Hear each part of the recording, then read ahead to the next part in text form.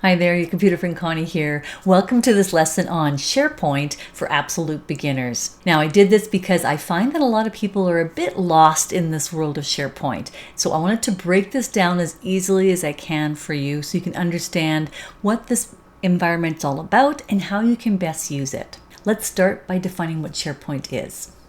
I like to say that, as the name suggests, SharePoint is meant to be a place where you can share your documents and all kinds of other pertinent information. Although I'm saying the word share, you could use SharePoint for yourself, if you're an entrepreneur or solopreneur, that's perfectly fine as well. But majority of people are using SharePoint within a group environment or a team environment.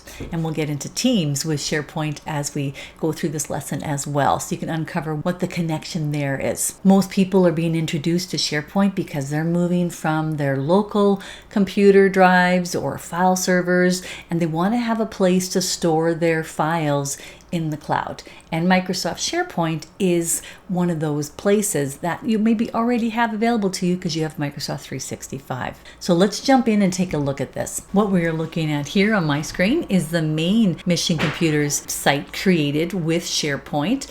And this one says team site, but don't let that mislead you. It doesn't mean it's a team in your teams. It just means it's a site set up for your team of people.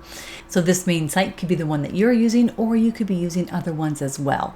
And this is what I need you to know first. The SharePoint environment is made up of different SharePoint sites. So a site in SharePoint is almost like what you could say a document in Word is, or a spreadsheet in Excel is. It's a place for the information.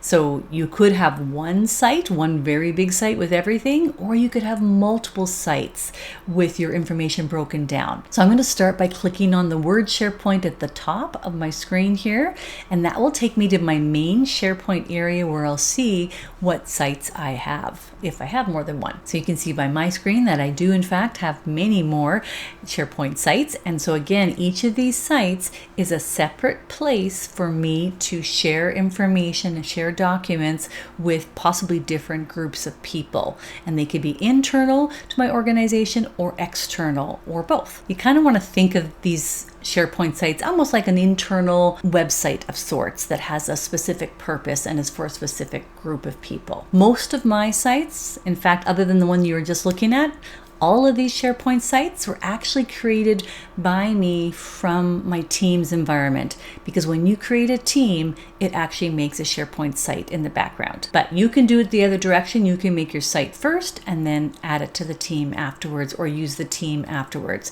Now let's just take a quick peek at what could be inside one of these sites. And again, knowing that each of these sites could be different. So I clicked on the instructor's site, and you'll see the opening page has a number of things laid out for me that I can take a look at or go into.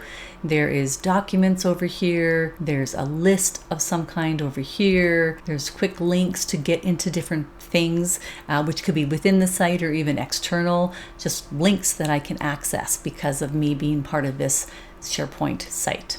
And there's even a calendar that I can look at. Now this is just the main page. I could have other pages I can look at in this site as well. And if you look at the very left side, you'll see this is my menu where I can access different pages or different pieces of information within the site. Each SharePoint site is a very secure environment, and it comes with permissions and access. And so you can allow certain people access to that site and certain levels of permission for those people. And when you do that, you can also determine whether they get access to everything in the site or just some things. So I'll get into detail with that in a few minutes here. Just like a website, you can customize your SharePoint site. So this instructor site is one example you're seeing. I'm going to go to another few examples so you can see what I mean by this customization. Go back to SharePoint, to all my sites. And then I'm going to go to a site that isn't customized other than really having the default that SharePoint gives us.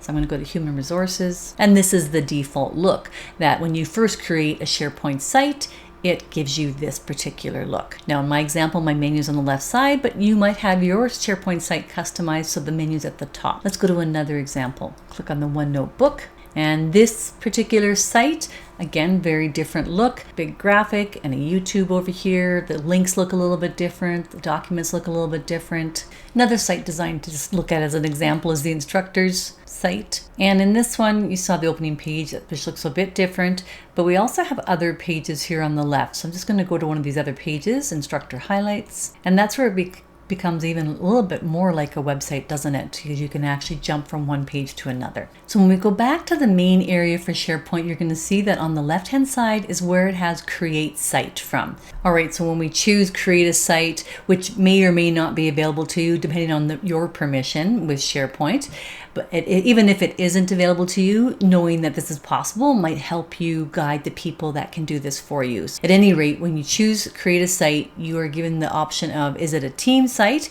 which really means it's going to then create a Microsoft Teams team, or is it a communication site, which means it's just for the purpose of you communicating information and sharing it like that internal website. So I'm not going to go about doing this. Let's close that. And I want you to notice a couple of things about sites once you open them up. And that is that right beside the name of the site, you see how mine has a little T and then little people behind it. So that is the icon showing me that this is a Teams site, which means that I can actually click on this icon and it'll open up this site in Microsoft Teams. So that's kind of cool. And then if you go to the top right here, it has the number of people that are a part of the site. So in this particular site, there's 5 members. Let's talk about permissions next. This is a very special thing about SharePoint, is the security that you have available to you. And so I'm going to compare SharePoint to like a building. So every SharePoint site you create is like a building you have available to you. And the permission you give is like the keys that you're handing out to that building. So with the example of human resources, we have 5 members that are a part of this site, this building. So 5 people have the keys to get in. Now, the keys get them in the door, but they don't necessarily let them have access to everything for the rest of the building. I mean, I can have it that way. So if I change nothing, they have access to the whole building, which means all the documents, any lists, any information that is in the site, they have access to. Normally within a SharePoint site, you want to have some kind of permission control on things. Now you might be thinking, well, there's some documents that I need everybody to be able to read and edit. So I can have those documents in one place, and then I can have another documents area within SharePoint. And so a secondary documents area in SharePoint is referred to as a document library. You can create a new document library to house documents so that those documents have a special permission allotted to them. And so in this example, resumes, if I click on resumes on the left here, this is a secondary document area in this SharePoint site. So the default document area is called documents. Anything that you want to add on and have special permissions for would be adding on a new document library and then giving those permissions to that library. So this might be the place where I say, okay, I know I have 5 members to the human resources site, but I only want 3 of them to be able to edit and view these files, so the rest of them cannot see them. So that's something special you can do within a document library. Okay, and one more document library I have here is draft policy. So again, I might have a number of people that are working on drafts for the policy, and so I want to give them access to being able to edit these documents. But once the policies are confirmed and complete, then I might put those policies in another library, perhaps, that is read-only. Now I'm back in the main documents area, and one more permission level that I could go if I wanted to is I could actually say that within one of my folders, so say recruiting, I can go into the 3 dots there and manage who has access to those files. So I can do it at a folder level. And one more area that I can manage the access within my SharePoint site is at the file level. So if I want to just say this particular file here, I only want certain people to be able to edit, then again, I can go to the 3 dots and manage the access. Now, I'd be careful about doing too much of this. If you have managed access here and there and everywhere, it might be hard for you to keep track of who did I give access to what for. It would be better for you to design your SharePoint site or your team, if that's where this is coming from, in such a way that it makes sense that this group of people has access to this amount of stuff. These examples are really more for one-offs. So the document library, as you see, is kind of a neat thing available to us within SharePoint. And I suggested already that this is for the purpose possibly of permissions. It doesn't have to be. You can say that all the documents in each of the libraries that I have here are equally available to all the people in this site. So, I mean, it's your choice whether you change the permissions or not. So let's talk about another advantage of you having a document library within your SharePoint site. Now, to start with, I want to say that every SharePoint site comes with the documents area. So this is the default that you see all of your documents in. And by the way, this documents area in SharePoint is the equivalent of the files area in Microsoft Teams, if this is in fact a Teams SharePoint site. In fact, the folders in the documents area should represent the names of your channels within Microsoft Teams, because that's the first layer of organization in Teams. And so if I go into general, for instance, this would be the general channel in Teams, and then I only have a couple of folders within it and mostly just files. But what I want you to notice is that when I'm inside a folder and seeing the files, I do have the opportunity to create custom columns. And so right now I have a sign off status column showing in this particular area. Let's just go to a different documents area. So I'm just going to click on documents again.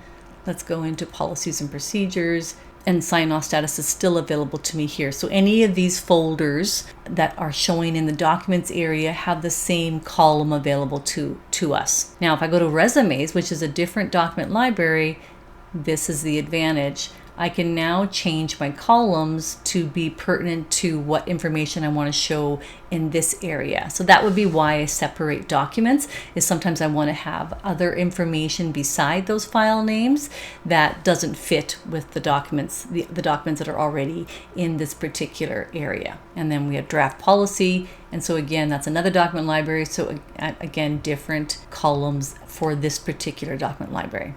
So what I'm saying is this is really how you get your document areas to look a little bit different from each other as you create those separate document library areas. Next, let's talk about sharing your information. So right now, this information within SharePoint is shared. It's shared with the people that are members of the site. But maybe you want to go beyond that. Maybe you have a file that you need to share with somebody, that's not part of this particular SharePoint site. They're maybe still in your organization, or maybe they're not. Maybe they're external. So provided that your SharePoint site gives you this permission, because this is a permission that could be granted or not granted, you can then share a whole folder with somebody, or you can share an individual file with somebody. And it's again just a matter of us going to the particular file and going to the three dots, and from those three dots choosing share. So when we choose share, you can type in the name of that person or a group of people, or put in their email address as it's showing there. Now what I really want you to notice though is on the right of that it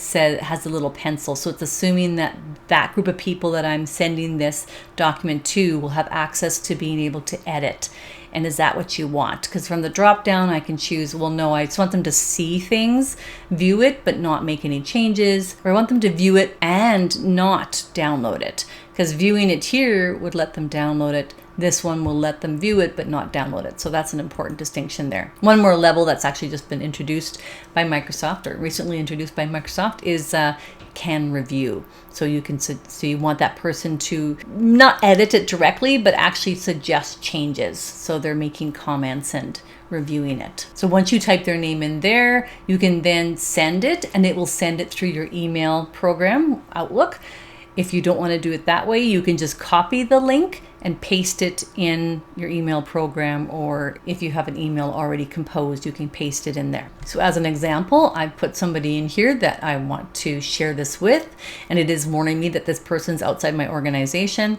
I'm going to choose send and then close it. And then on the document itself, it doesn't indicate that I have shared it with that person, but if I go to the three dots and go to manage access, the 5 members that I know are a part of this particular site are showing under groups. And the links, this is where I'm sharing with outside people or sharing this file to somebody outside of this site.